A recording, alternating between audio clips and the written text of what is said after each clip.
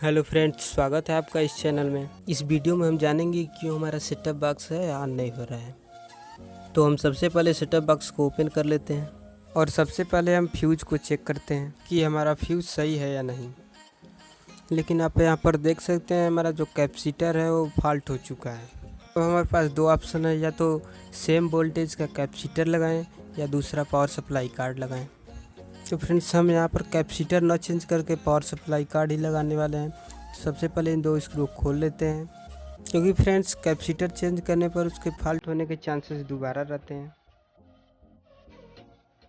Setup box की power supply card electric shop पर आपको 70 रुपये में आसानी से मिल जाएगी। आप वहाँ से ख़रीद सकते हैं और आप घर पर ही इसे रिपेयर कर सकते हैं।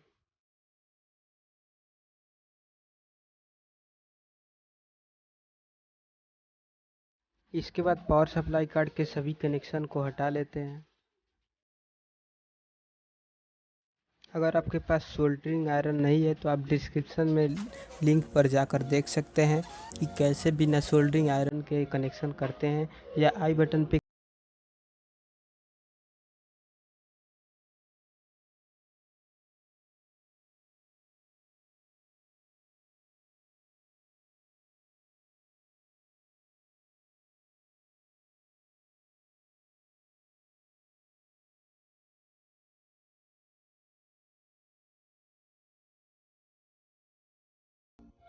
कनेक्शन करने के बाद हम एक बार चेक कर लेते हैं कि हमारा पावर ऑन हो रहा है कि नहीं।